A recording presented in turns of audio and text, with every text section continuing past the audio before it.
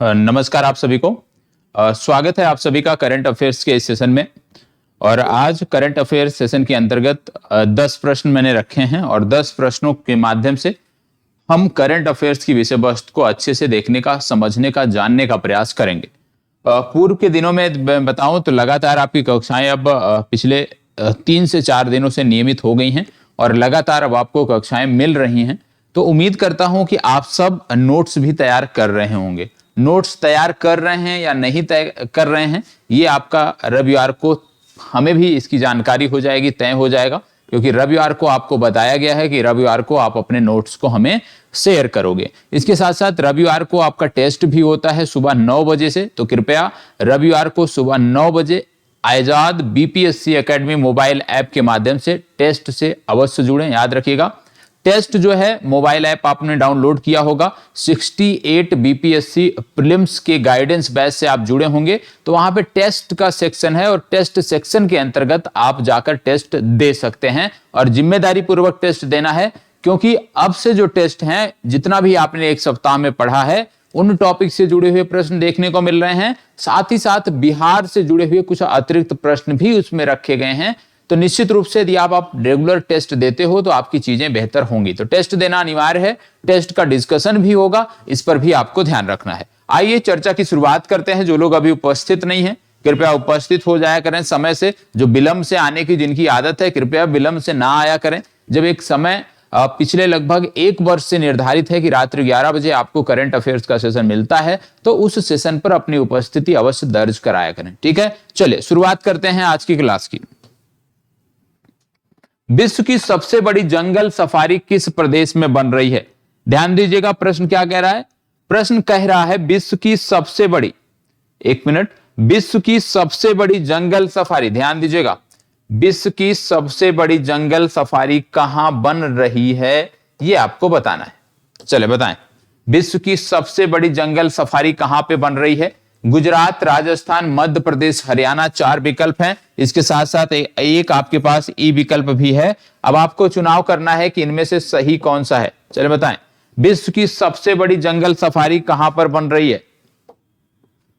चलिए बताइएगा, विश्व की सबसे बड़ी जंगल सफारी कहां पर बन रही है, आपको बताना है। फास्ट जवाब दीजिएगा। देखो यहां पे बात हो रही है विश्व की सबसे बड़ी जंगल सफारी की, तो आपको बता दें कि विश्व की सबसे बड़ी जंगल सफारी जो है ये अरावली में बन रही है, पहली बात। अब अरावली में बन रही है तो आप जानते होंगे अरावली का विस्तार कई राज्यों में आपको देखने को मिलता है। तो यहां पे राज्यों के नाम दिए हैं, तो किस राज्य का चुनाव आप करोगे? तो आपको बता दें कि यहां पे जो ये सफारी बन रही है, ये गुरुग्राम और नूह जिला पड़ता है हरियाणा का, तो इन 2 जिलों में बन रही है। कहां पे? गुरुग्राम और नूह में बन रही है, ये आपको पता होना चाहिए। इन 2 जिलों में आपको ये देखने को मिलेगा। तो याद रखना है कि विश्व की सबसे बड़ी जंगल सफारी जो है, एक तो अरावली रेंज में बन रही है, और यदि राज्य की बात करें तो राज्य होगा हरियाणा। यदि जिलों की बात करें तो 2 जिलों में इसका विस्तार होगा, गुरुग्राम और नूह में। ये आपको याद रखने की जरूरत है। अब यहां पे हम बात कर रहे हैं हरियाणा की। आपने देखा तो आपको पता होना चाहिए कि हरियाणा में एक स्थान है जिसका नाम है पंचकुला। पंचकुला स्थान निश्चित तौर पर आप जानते होंगे, नहीं जानते होंगे तो इसको नोट कर लीजिएगा। नोट क्यों करना है मैं बात करूं तो आपको पता होगा, हरियाणा का जो पंचकुला है, यहां पे खेलो इंडिया यूथ गेम का 4था संस्करण हुआ था। याद रखिएगा, खेलो इंडिया यूथ गेम, खेलो इंडिया यूथ गेम का 4था संस्करण यहां पे आयोजित किया गया था। यह आपको पता होना चाहिए। यदि आपसे पूछ लिया जाए कि खेलो इंडिया यूथ गेम का 5वां संस्करण कहां पे आयोजित किया जाएगा, तो याद रखिएगा 5वां संस्करण जो है वो मध्य प्रदेश में आयोजित किया जाएगा। यह फैक्ट आपको रट जाना है। खेलो इंडिया यूथ गेम का 5वां संस्करण वर्ष 2023 में मध्य प्रदेश में आयोजित किया जाएगा। यह तो बात हो गई खेलो इंडिया गेम की पंचकुला की बात हो गई। आपको बता दें कि इसके साथ साथ हरियाणा राज्य सरकार एक योजना चला रही है जिसका नाम है निरोगी। ये रट जाइएगा, क्या नाम है इस कार्यक्रम का? इस कार्यक्रम का नाम है निरोगी योजना। और इस जो निरोगी योजना है, इसकी शुरुआत हाल ही में कुरुक्षेत्र से की गई। और यह महत्वपूर्ण प्रश्न आपके लिए क्यों है? क्योंकि इसकी शुरुआत किया भारत की राष्ट्रपति ने। तो भारत की राष्ट्रपति महोदया द्वारा इसकी शुरुआत की गई निरोगी योजना की कुरुक्षेत्र से। और निरोगी योजना हरियाणा राज्य सरकार की एक योजना है। हरियाणा में आपने एक स्थान सुना होगा, नाम है राखीगढ़ी। इतिहास जब आप पढ़ते होंगे, विशेष रूप से हड़प्पा सभ्यता, तो आप देखते होंगे राखीगढ़ी का नाम निश्चित तौर पर आपको पता होगा। और ये जो राखीगढ़ी है ये हिसार में पड़ता है। और हड़प्पन संस्कृत का सबसे बड़ा जो संग्रहालय है, हड़प्पन संस्कृत का जो सबसे बड़ा म्यूजियम है, वो आपको राखीगढ़ी में देखने को मिलता है। यह भी हिसार हरियाणा में पड़ता है, यह भी आपको पता होना चाहिए। इसके साथ साथ आप जानते हैं पिछले दिनों पब्लिक अफेयर इंडेक्स आया था। और पब्लिक अफेयर इंडेक्स में बड़े राज्यों की श्रेणी में हरियाणा राज्य टॉप पर था। इसको भी नोट करना है कि पब्लिक अफेयर इंडेक्स जो आया था लेटेस्ट हमारा, उसमें बड़े राज्यों की कैटेगरी में हरियाणा शीर्ष स्थान पे था। इसको भी आपको नोट करना है। इसके साथ साथ आपको बता दें कि आप जानते होंगे 2G एथेनॉल फैक्ट्री भी हरियाणा में स्थापित की गई थी। तो हरियाणा के पानीपत में 2G एथेनॉल फैक्ट्री स्थापित की गई थी, यह भी आपको जानकारी होनी चाहिए। मैंने पानीपत का नाम बताया। पानीपत से हरियाणा के एक बहुत ही प्रसिद्ध खिलाड़ी आते हैं, नाम है नीरज चोपड़ा।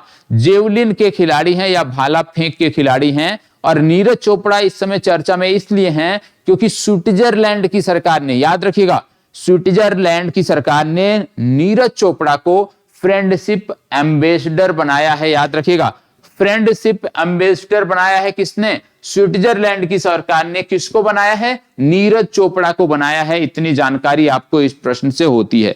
तो इस एक प्रश्न के माध्यम से आपने 8 से 10 बहुत ही महत्वपूर्ण फैक्ट को देखे हैं।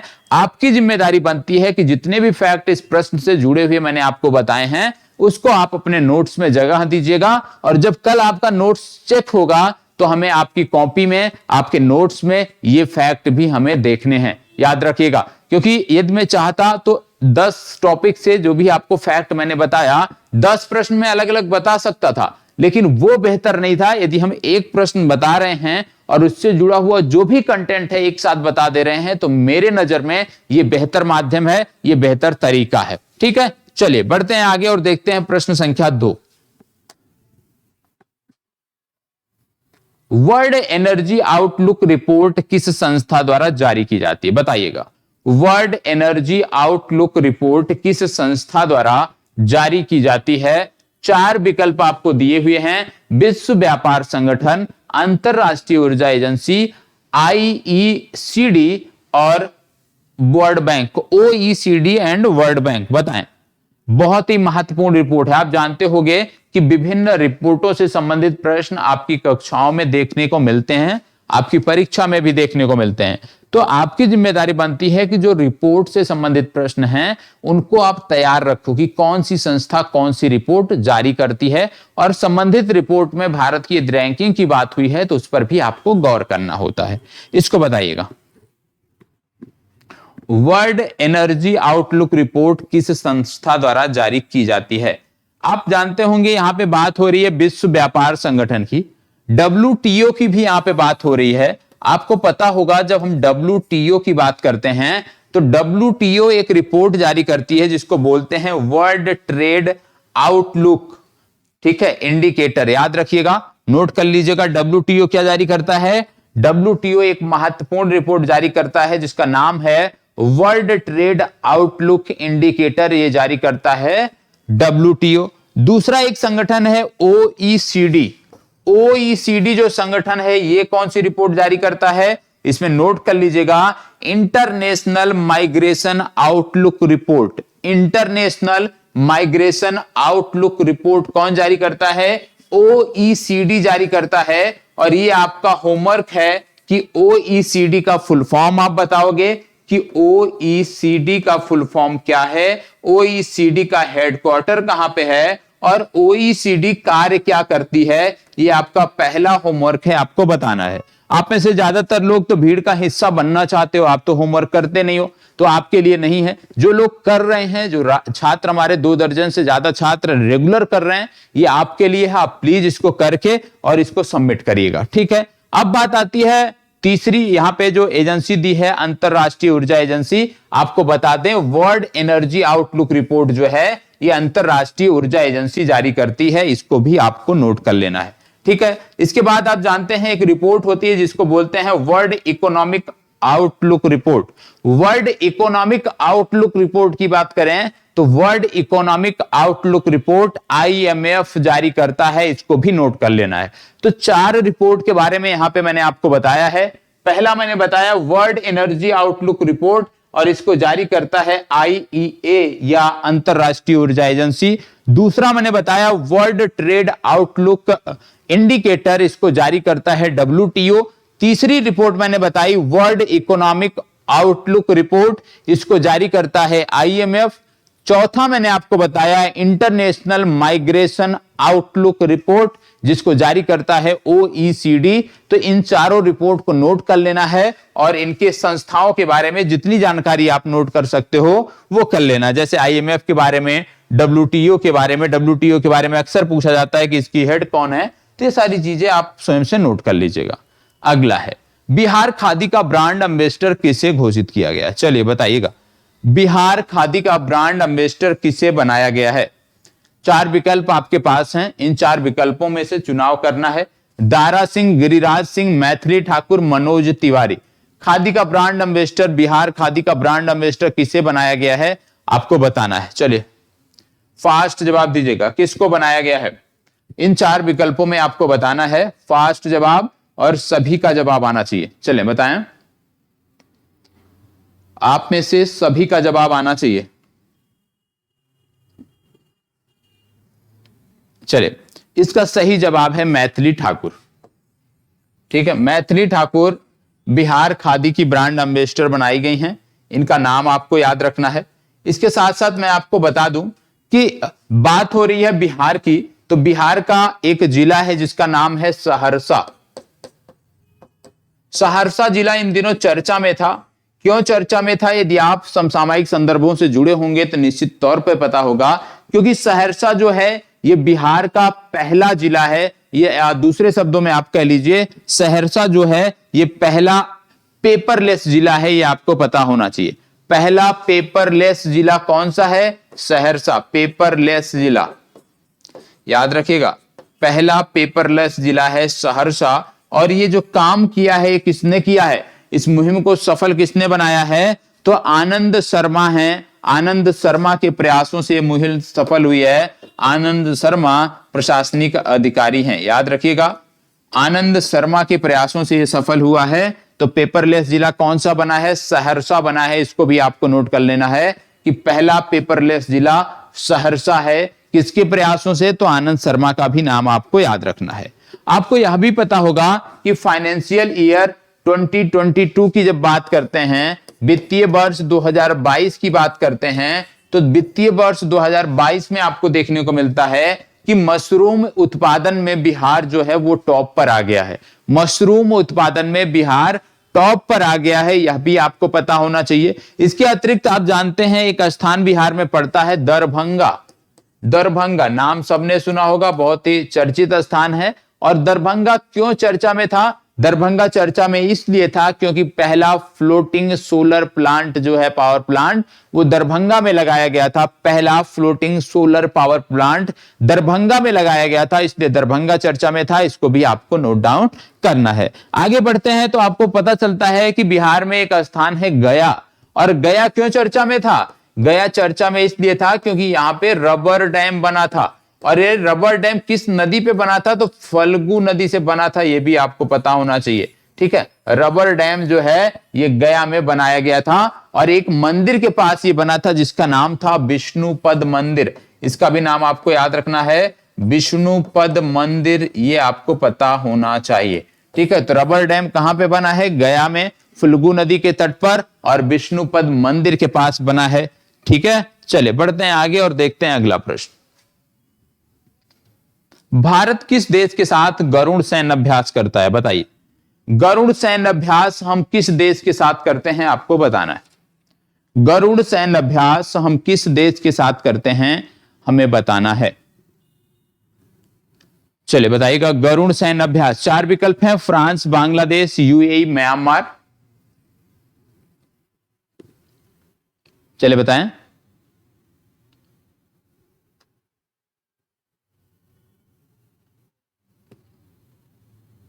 चलिए बताइएगा, फास्ट जवाब दीजिएगा।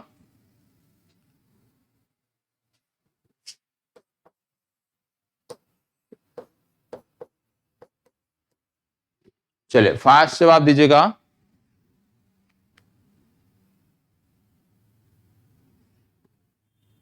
देखो यहां पे आपको बता दें कि गरुण जो सैन्य अभ्यास है, गरुण सैन्य अभ्यास हम करते हैं फ्रांस के साथ, तो इसका सही उत्तर है फ्रांस। आपको बता दें फ्रांस अभी चर्चा में था क्योंकि यहां की एक ब्रेड है जिसको बोलते हैं बगयूटे ब्रेड, ठीक है। और ये जो वैगयूटे ब्रेड है ये इसलिए चर्चा में थी क्योंकि यूनेस्को ने इसको अमूर्त सांस्कृतिक विरासत की सूची में इसको जोड़ा था। तो याद रखिएगा, यदि आपसे पूछ लिया जाए कि हाल ही में यूनेस्को ने अमूर्त सांस्कृतिक विरासत की श्रेणी में बगयूटे ब्रेड को जोड़ा है, ये कहां से संबंधित है, तो आप बताओगे फ्रांस से संबंधित है। फ्रांस से आपको एक और नाम याद रखना है जिसका नाम है एनी एनॉक्स। क्या नाम है? एनी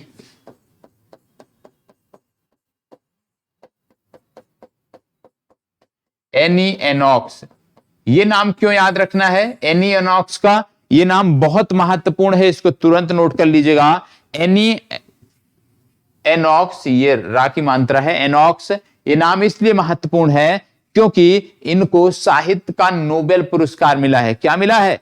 साहित्य का नोबेल पुरस्कार इनको मिला है, याद रखिएगा, साहित्य का नोबेल, ठीक है, साहित्य का नोबेल मिला है एनी एर्नॉक्स को। इनका नाम आपको याद रखना है। इसके साथ साथ आपको पता होगा कि फ्रांस ने अभी एक पुरस्कार दिया जिसका नाम है लीजन ऑफ द ऑनर। क्या नाम है? Legion of the honour, legion of the honour, ठीक है, लीजन ऑफ द ऑनर। ये पुरस्कार दिया है फ्रांस ने, भारत के दो व्यक्तियों को दिया है। एक का नाम है शशि थरूर, याद रखिएगा, शशि थरूर को दिया है। और दूसरा जो पुरस्कार दिया है इन्होंने वो दिया है स्वाति पीरामल। किसको दिया है? स्वाति पीरामल को दिया है। तो ये दोनों नाम आपको याद रखना है, स्वाति पीरामल, ठीक है। तो शशि थरूर और स्वाति पीरामल को लीजन ऑफ द ऑनर पुरस्कार दिया गया है। और ये जो लीजन ऑफ द ऑनर पुरस्कार है ये फ्रांस का सर्वोच्च पुरस्कार है। क्या है? फ्रांस का सर्वोच्च नागरिक सम्मान है। तो फ्रांस का सर्वोच्च नागरिक सम्मान किसे मिला है? ये मिला है शशि थरूर और स्वाति पीरामल को। यदि आपसे पूछ लिया जाए कि फ्रांस के सर्वोच्च नागरिक सम्मान को क्या कहते हैं, तो आप बताओगे लीजन ऑफ द ऑनर के नाम से फ्रांस के सर्वोच्च नागरिक सम्मान को हम जानते हैं। आगे बढ़ते हैं और देखते हैं अगला प्रश्न। हाल ही में चर्चा में रहे किरीट पारेख समिति का संबंध किससे है? किरीट पारेख समिति या किरीट पारेख समिति बोलते हैं। तो किरीट पारेख समिति का संबंध किससे है आपको बताना है।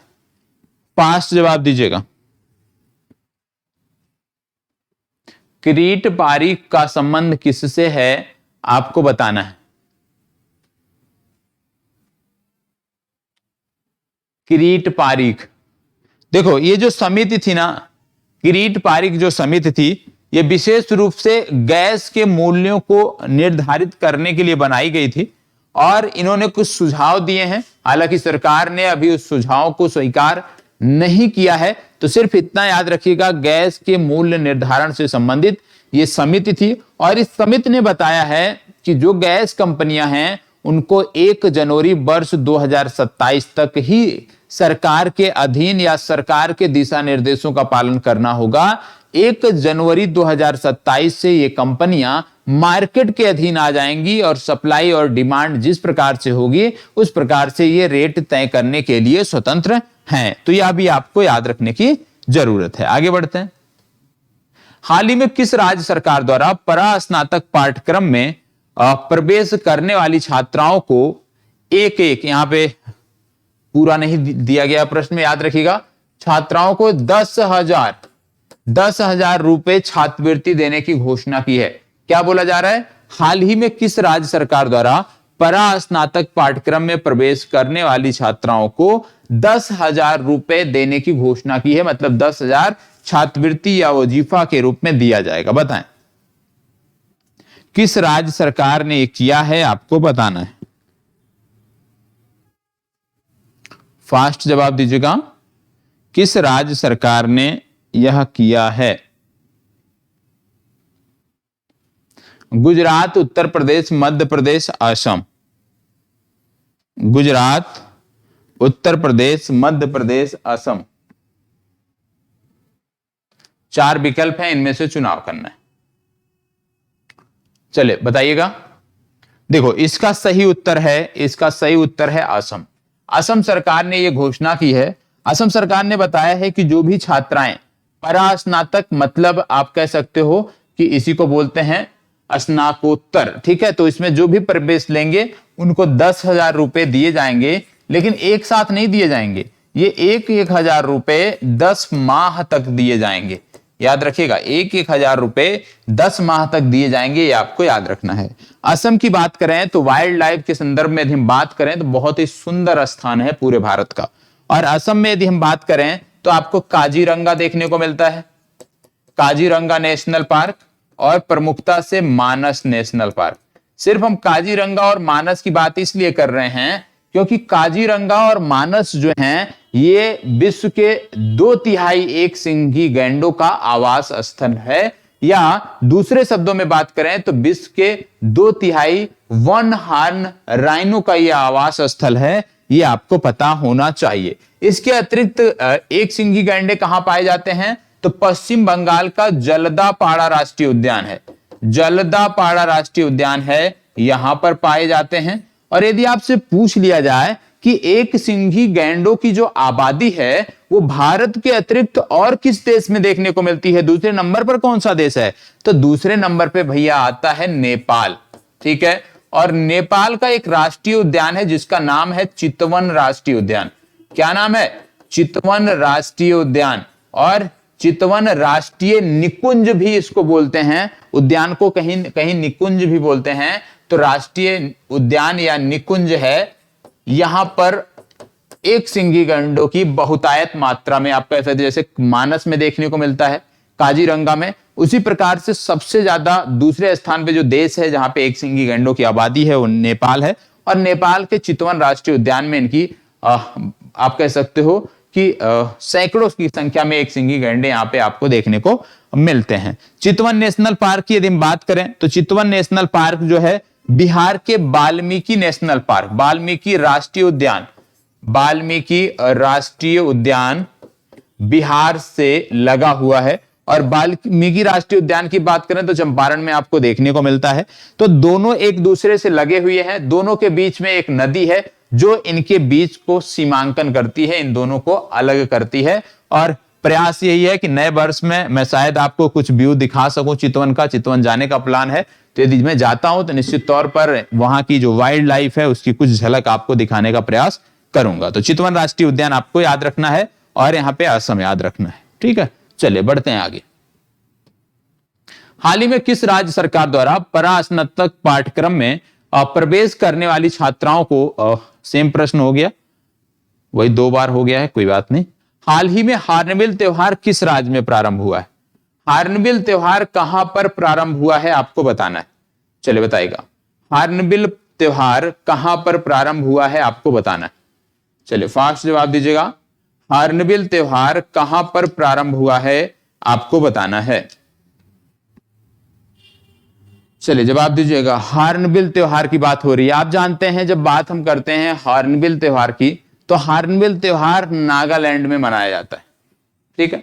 यदि पूछ लिया जाए पक्के पागा हार्नबिल तो आपको बताना पड़ेगा अरुणाचल प्रदेश। अब हार्नबिल त्योहार सबको पता है कि नागालैंड में मनाया जाता है, दिसंबर माह में मनाया जाता है। लेकिन यहां पे यदि प्रश्न बन जाए कि वर्तमान समय में मतलब वर्ष 2022 में दिसंबर माह में जो हार्नबिल त्योहार मनाया गया वहां पर किसके द्वारा इसका उद्घाटन किया गया, तो याद रखना है भारत के उपराष्ट्रपति महोदय द्वारा इस त्योहार का उद्घाटन किया गया, इसकी शुरुआत की गई। तो जगदीप धनखड़ वहां पे मौजूद थे, तो ये जानकारी आपको होनी चाहिए। ठीक है, चलिए अगला प्रश्न। हाल ही में सितरंग नामक तूफान किस देश को प्रभावित किया था? सितरंग नामक तूफान ने किस देश को प्रभावित किया था, आपको बताना है। चलिए बताइएगा, सितरंग नामक तूफान ने किस देश को प्रभावित किया था, यह आपको बताना है। चलिए फास्ट जवाब दीजिएगा। सितरंग नामक तूफान ने किस देश को प्रभावित किया था? देखो ये जो तूफान था, इसकी यदि हम बात करें तो इसने पश्चिम बंगाल को भी प्रभावित किया था, याद रखिएगा। लेकिन ये जो तूफान था प्रमुखता से यदि हम बात करें तो ये बांग्लादेश में आया था, तो इसका संबंध है बांग्लादेश से। और नाम की बात किया जाए कि ये नाम किसने दिया था, तो ये नाम दिया था थाईलैंड ने। ठीक है, प्रभावित किया था बांग्लादेश को और ये सितरंग नाम दिया गया था थाईलैंड के द्वारा। ठीक है, चलिए आगे बढ़ते हैं। प्रश्न संख्या 10, विश्व एड्स दिवस कब मनाया जाता है, बताएं। विश्व एड्स दिवस कब मनाया जाता है? विश्व एड्स दिवस कब मनाया जाता है?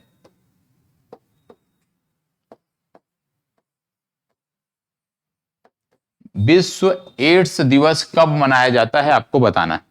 चलिए बताइएगा, विश्व एड्स दिवस कब मनाया जाता है? 4 विकल्प हैं, गलत नहीं होना चाहिए किसी का। अब इतना आसान सा प्रश्न है तो गलत नहीं होना चाहिए। आपको बताते हैं, प्रत्येक वर्ष 1 दिसंबर को यह मनाया जाता है और इस वर्ष इसका विषय था इक्वलाइज, याद रखिएगा, EQALIZE,